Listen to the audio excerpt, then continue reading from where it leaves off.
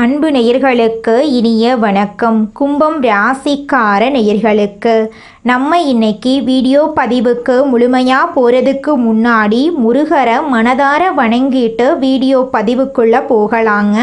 ஓ முருகா போற்றி, ஓ முருகா போற்றி, ஓ முருகா போற்றி, என்னை காக்கும் முருகனே போற்றி. நல்லதே நடக்கும், நல்லது மட்டும்தான் நடக்கும். நம்முடைய கும்பம் ராசிக்காரங்களை பொறுத்த வரைக்கும் பொதுவாகவே துருதுருன்னு இருப்பாங்க. அதே நேரத்தில் கோபக்காரங்களாகவும் இவங்க இருப்பாங்க. மற்றவங்கிட்ட பேசும்போதும் சரிங்க, பழகும்போதும் சரி, இவங்க நல்லவங்களா கெட்டவங்களா, படித்தவங்களா படிக்காதவங்களா, ஏழையா பணக்காரனா, உயர்ந்தவனா தாழ்ந்தவனா அப்படிங்கிற பாகுபாடெல்லாம் இவங்க பார்க்க மாட்டாங்க. எல்லார்கிட்டையும் ஒரே மாதிரி தான் பேசுவாங்க, ஒரே மாதிரி தான் பழகுவாங்க. அதனால இவங்களுடைய ஃப்ரெண்ட்ஷிப் வட்டாரம் அதிக லெவலில் இருக்குதுங்க. தாயை போல அன்பு உள்ளம் கொண்டவங்களாம் இவங்க இருப்பாங்க. இத்தனை நல் குணங்களையும் கொண்டுள்ள கும்பம் ராசிக்கார அன்பர்களே, எல்லாரும் நலமாயிருக்கீங்களா? என்னம்மா நீங்கள் வேற எங்களை பார்த்து நீங்களாவது நலமாயிருக்கீங்களான்னு கேட்குறீங்களே. ஆனால் நாங்கள் என்ன பதில் சொல்கிறேன்னே தெரியாத நிலையில் இருக்கோம். ஏன்னா எங்கள் வாழ்க்கையில் நலம் அப்படிங்கிற பேச்சுக்கு துளி கூட இடம் கிடையாதுமா. துன்பமும் பிரச்சனையும் எங்கள் வாழ்க்கையில் நிலச்சிருக்குது. எங்கள் வாழ்க்கையில் எப்போ விடிவு காலம் வருனே தெரியல அப்படின்னு உங்கள் மனசில் நினைக்கிறது புரியுதுங்க கும்பம் ராசிக்காரர்களே. இந்த மாதம் ஏற்படக்கூடிய கிரகநிலை மாற்றத்தின் மூலமாக உங்கள் வாழ்க்கையில் இருக்கக்கூடிய அனைத்து பிரச்சனைகளும் காணாமல் போகுது. இருள் நிறைந்த உங்கள் வாழ்க்கையில் பிரகாசம் வரப்போகுது. சந்தோஷம் நிலச்சிருக்க போகுது. உங்களுடைய ஆசைகள் கனவுகள் எல்லாமே நிறைவேறப் போகுது. உங்கள் வாழ்க்கையில் இது நாள் வரைக்கும் இருந்த அனைத்து தடைகளும் காணாமல் போகுதுங்க. முக்கியமாக சொல்லப்போனால் நம்மளோட கும்பம் ராசிக்காரர்களுக்கு இந்த மாதம் திருமணம் நடக்க போகுது. குழந்தை பாக்கியமெல்லாம் கிடைக்க போகுதுங்க. கும்பம் ராசிக்காரர்களே, இந்த மாதம் கிரகநிலை எப்படி இருக்குன்னு பார்க்கலாங்க. ராசியில் சனி பகவானும் ராகு பகவானும் இருக்காங்க. பஞ்சமஸ்தானத்தில் குரு பகவான் இருக்காரு. ரணருண ரோகஸ்தானத்தில் சுக்கிர பகவான் இருக்காரு. களத்திரஸ்தானத்தில் சூரிய பகவான் இருக்காரு. புதன் பகவான் இருக்காரு. அவருடன் சேர்த்து கேது பகவானும் இருக்காங்க. அஷ்டமஸ்தானத்தில் செவ்வாய் பகவான் இருக்காரு. தொழில் ஸ்தானத்தில் சந்திர பகவான் இருக்காரு. இந்த மாதம் ஏற்படக்கூடிய கிரகநிலை மாற்றத்தின் மூலமாக இருள் நிறைந்த உங்கள் வாழ்க்கையில் பிரகாசம் வரப்போகுதுங்க. உங்கள் வாழ்க்கையில் இனி வரக்கூடிய காலங்களில் துன்பம் கண்ணீர் அப்படிங்கிற பேச்சுக்கெல்லாம் துளி கூட இடம் கிடையாதுங்க. உங்களுடைய எண்ணம் போல உங்கள் வாழ்க்கையில் நல்லதெல்லாம் அடுக்கடுக்காக நடக்க போகுதுங்க. உங்கள் வாழ்க்கையில் இது நாள் வரைக்கும் தடைபட்ட அனைத்து காரியங்களுமே இனி வரக்கூடிய காலங்களில் தங்கு தடையின்றி நடக்க போகுதுங்க. உங்களுடைய எண்ணம் போல உங்கள் வாழ்க்கையில் இந்த மாதம் நல்லது மட்டும்தாங்க நடக்கும். கெட்டதுங்கிற பேச்சுக்கு துளி கூட இடம் கிடையாதுங்க. பண்டைய கால புராணத்தின்படி தேவர்களுக்கும் அசுரர்களுக்கும் இடையே நடந்த சண்டையில் அசுரர்கள் வலிமை அதிகமாக இருந்துச்சுங்க. மகாவிஷ்ணுவோட ஆலோசனைப்படி தேவர்களும் அசுரர்களும் பாட்கடலை கடந்தாங்க. அப்போது அமிர்த கும்பம் கடல்ல இருந்து வெளிப்பட்டதுங்க. உயிருக்கு அழிவில்லாத சக்தியையும் இறப்பில்லாத வாழ்க்கையையும் தரக்கூடிய குடந்தாங்க அது எப்படியாவது அடைய தேவர்களும் அசுரர்களும் சண்டையிட்டாங்க. மகாவிஷ்ணு மோகினி அவதாரம் எடுத்து தேவர்களுக்கு அமிர்தத்தை கொடுக்க முடிவு செஞ்சாங்க. அசுரர்கள் அதை அபகரிக்க முயற்சித்தப்போ தேவர்கள் கும்பத்தை எடுத்து வானத்தில் பறக்க செஞ்சாங்க. கும்பத்திலிருந்து சிதறிய துளிகள் அரிதுவார், பிரகத், நாசிக் ஆகிய இடங்களில் விழுந்துச்சுங்க. அதனால தான் இந்த இடங்களில் கும்பமேளா நடைபெறுதுங்க. இந்த குடம் சக்தியையும் அறிவையும் ஆன்மீகத்தையும் தரக்கூடியதுங்க. மனித உருவம் உலக நலனுக்காக பிறந்தவன் என்பதை குறிக்குதுங்க. கும்பம் ராசி உலகத்துக்கு அறிவையும் நலனையும் பாசத்தையும் காட்டக்கூடிய ராசியாக இருக்குதுங்க. நம்மளுடைய கும்பம் ராசிக்கு சனீஸ்வர பகவான் தான் அதிபதிங்க. சனி பகவான் நீதிகாரகன். அவர் சூரிய பகவானுடைய புதல்வன். நவ கிரகங்களில் வலிமையான கிரகம் சனீஸ்வர பகவானுங்க. அவர் கர்ம பலன் தரக்கூடியவர். எதை விதிக்கிறோமோ அதை கொடுப்பாருங்க. தவறு செய்தால் தண்டனை கொடுப்பாரு. நல்லவனுக்கு வெற்றியை கொடுப்பாரு.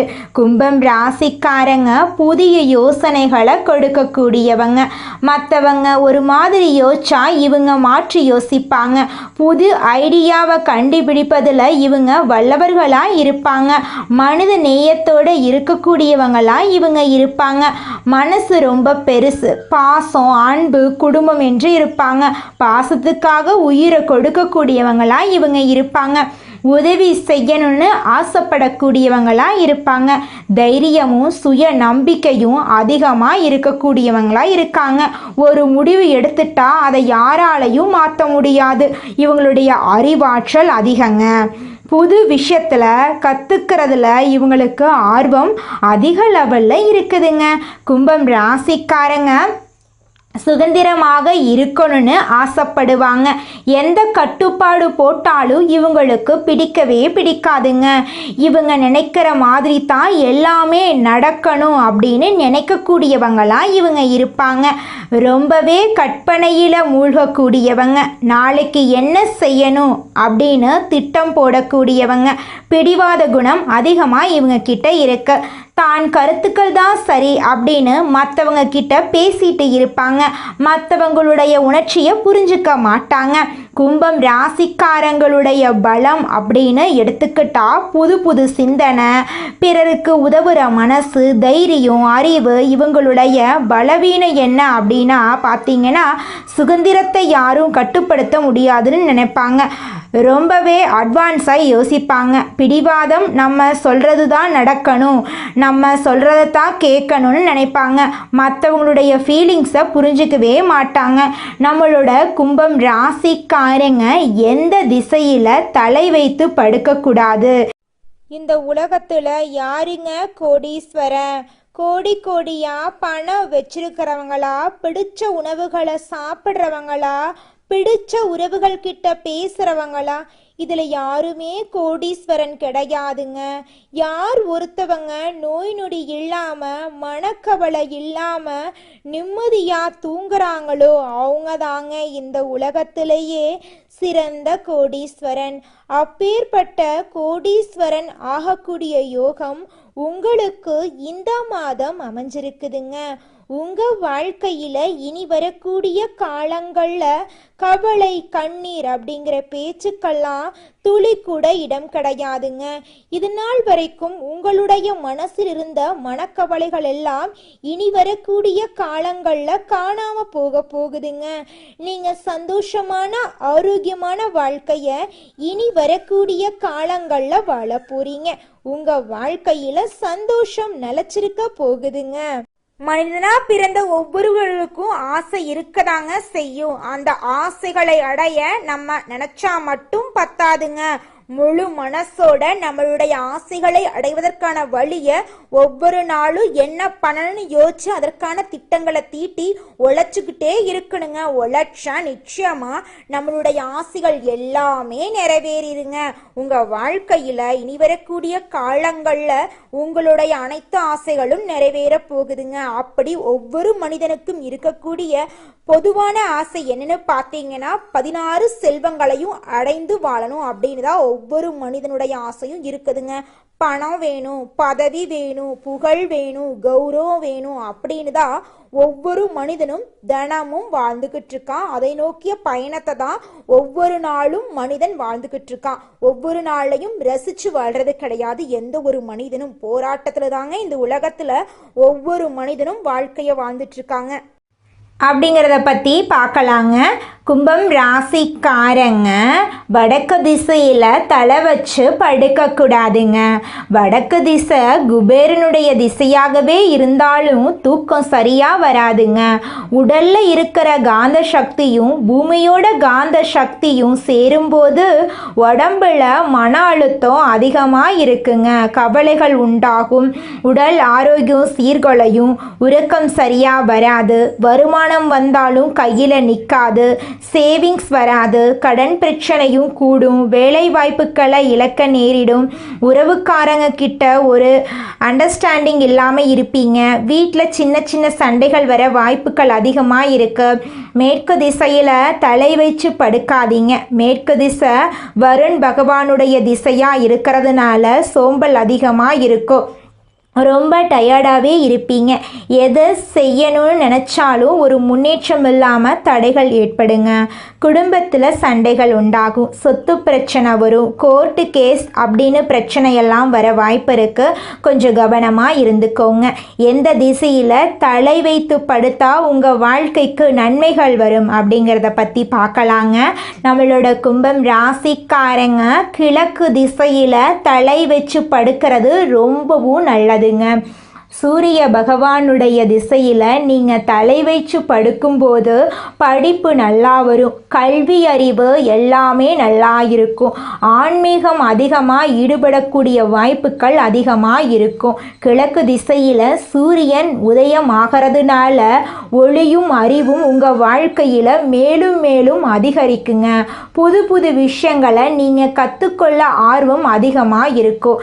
நல்ல கல்வியில் முன்னேற்றம் கிடைக்கும், வேலை நல்ல வேலையும் கிடைக்கும். தொழில் செய்கிறீங்கன்னா தொழிலில் நல்ல லாபம் கிடைக்கும். வியாபாரத்தில் வாடிக்கையாளர்களும் பெருகுவாங்க. மாணவர்கள் கிழக்கு திசையில் படுத்தீங்கன்னா உங்களுடைய கல்வியில் முன்னேற்றம் ஏற்படும். மெமரி பவர் அதிகமாக இருக்கும். அரசாங்க வேலை, அரசு பதவி, மேலதிகாரிகள் அப்படின்னு பதவி உயர்வு, புகழ், பேரு, பணம் இது எல்லாமே கிடைக்கும். குடும்ப வாழ்க்கையும் சரி. குழந்தை பாக்கியம் இல்லாத கும்பம் ராசிக்காரர்களுக்கு கிழக்கு திசையில் நீங்கள் தலை வச்சு படிச்சிங்கன்னா எப்பேற்பட்ட குடும்ப சண்டையாக இருந்தாலும் விலகி போயிடும். குழந்தை பாக்கியம் இல்லாமல் இருந்தாலும் நிச்சயமாக உங்களுக்கு குழந்தை பாக்கியம் உண்டாகும். தெற்கு திசையில் நீங்கள் தலை வச்சு படுக்கலாம். தெற்கு திசையில் தாராளமாக தலை வைத்து படுக்கலாங்க. அப்படி நீங்கள் தலை வச்சு படிச்சிங்கன்னா செல்வம் சேருங்க. வீடு, நிலம், வண்டி, வாகனம் இதெல்லாம் வாங்கிறதுக்கான யோகமும் செல்வாக்கும் அதிகரிக்கும். உடல் ஆரோக்கியம் அதிகரிக்குங்க. மன கஷ்டமாக இருந்தாலும் சரி, உடல் சோர்வாக இருந்தாலும் சரி, உடல் நலம் சரியில்லாமல் இருந்தாலும் சரி, கண்டிப்பாக எல்லாமே சரியாயிடுங்க. நல்ல சுறுசுறுப்போட விறுவிறுப்பாக வேலை செய்வீங்க. நீண்ட ஆயுள பெறுவீங்க. குடும்பத்தில் சந்தோஷம் நிலைக்குங்க.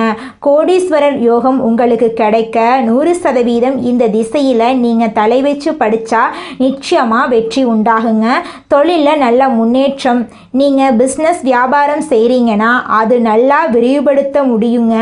வேலை செய்கிற இடத்துல உங்களுக்கு மரியாதை கிடைக்கும், பேரு புகழ் கிடைக்கும். ஒரு பக்கம் பணவரவு அதிகமாக இருக்கும். குடும்பத்தில் கணவன் மனைவி சந்தோஷம், குடும்பத்தோட மகிழ்ச்சியாக சுற்றுலா எல்லாம் போயிட்டு வருவீங்க. நிச்சயமாக தெற்கு திசையும் கிழக்கு திசையும் உங்களுக்கு கோடீஸ்வரன் யோகத்தை தரக்கூடிய திசையாக இருக்குதுங்க. குலதெய்வம் எங்கேயோ இருக்குது, என்னமோ இருக்குது அப்படிலாம் நீங்கள் நினைக்க வேண்டாங்க. நீங்கள் எங்கிருந்தாலும் ஒரு தீபம் ஏற்றி வச்சு அந்த தீப ஒளியில் தெய்வங்கள் இருக்கிறாங்க அப்படின்னு நினச்சி வழிபாடு செய்யுங்க. குலதெய்வமே தெரியாவிட்டாலும் வீட்டில் தீபம் ஏற்றி வச்சு ஏதாவது ஒரு நல்ல நாளில் குலதெய்வத்தை நினச்சி வழிபாடு செய்யுங்க. குலதெய்வ வழிபாடு குலம் காக்குங்க, குலம் தலைக்கும். முதல்ல குலதெய்வம், அப்புறம் இஷ்டப்பட்ட தெய்வம், அப்புறம் உங்களுக்கு விருப்பப்பட்ட தெய்வங்க. எந்த கோயிலுக்கு போனாலும் என்ன பண்ணாலும் ஏற்றமில்லை அப்படின்னு நீங்கள் சொல்லுவீங்க. தினமும் எந்திரிச்ச உடனே சூரிய பகவானை நமஸ்காரம் பண்ணுங்க. அவங்களுடைய அனுகிரகம் இருந்தா போதும். மற்ற கிரகங்கள் எல்லாம் சாதகமா இல்லைனா கூட பரவாயில்ல, அந்த சூரியனுடைய பிரகாசம் உங்க வாழ்க்கையவே பிரகாசமா மாத்திருங்க. அந்த வெளிச்சம் உங்களை வந்து சேருங்க. உங்க வாழ்க்கையில் இருக்கக்கூடிய கண்ணீரெல்லாம் கரைஞ்சு போயிருங்க. நீங்கள் இந்த நிமிஷம் வரைக்கும் உங்களுக்காக வாழ்க்கையை வாழறதே கிடையாதுங்க. உங்களை சுற்றி இருக்கிறவங்களுக்கு பயந்து தாங்க வாழ்க்கையை வாழ்ந்துக்கிட்டு இருக்கீங்க. நாம் இந்த செயலை செஞ்சால் நம்மளை சுற்றி இருக்கிறவங்க நம்மளை பற்றி தப்பாக நினச்சிருவாங்களோ, இந்த சொன்னால் நம்மளை பற்றி அவங்க தப்பாக நினச்சிருவாங்களோ அப்படின்னு அடுத்தவங்களை கண்டு பயந்து பயந்து வாழ்க்கையில் எந்த ஒரு செயலையும் செய்யாமல் ஒரே இடத்துல நீங்கள் முன்னேறாமல் நின்றுக்கிட்டு இருக்கீங்க.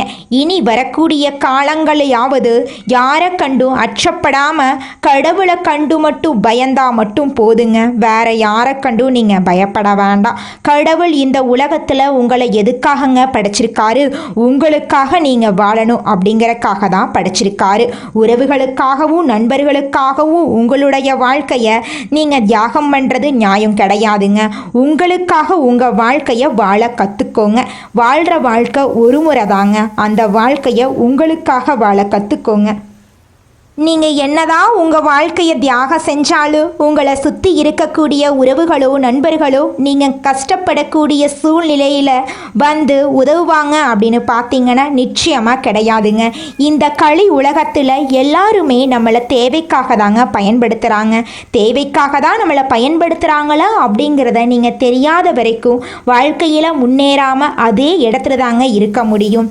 ஆமாங்க, கூட பிறந்த உடன்பிறப்புகளாக இருக்கட்டும், நம்முடைய உறவினர்களாக இருக்கட்டும், நண்பர்களாக இருக்கட்டும், யாரா வேணாலும் இருக்கட்டும், எல்லாருமே நல்லவங்க அப்படின்னு சொல்ல முடியாது. 100ல் ஒரு 10% பேர் தாங்க இந்த உலகத்தில் நம்ம நல்லா இருக்கணும் அப்படின்னு நினைப்பாங்க. மீதம் இருக்கக்கூடியவங்க எல்லாருமே நம்மளை பற்றி துளி கூட கேர் பண்ணிக்கவே மாட்டாங்க. இந்த உலகத்தில் ஒரு சராசரி மனுஷனுடைய ஆசை என்னவாங்க இருக்கும்? எனக்குன்னு ஒரு வீடு வேணும், எனக்குன்னு ஒரு வாழ்க்கை துணை வேணும், எனக்குன்னு ஒரு நிரந்தரமான வேலை வேணும், நோய் நொடி இல்லாத வாழ்க்கை வேணும். இதுதாங்க ஒரு சராசரி மனிதனுடைய ஆசையாக இருந்திருக்கும். அந்த ஆசைகளை கூட நீங்கள் இது நாள் வரைக்கும் அடைய முடியாமல் ரொம்பவும் கஷ்டப்பட்டுட்டு இருந்தீங்க. ஆனால் இனி வரக்கூடிய காலங்களில் உங்களுடைய சராசரி ஆசையெல்லாம் நிறைவேறும் போகுதுங்க.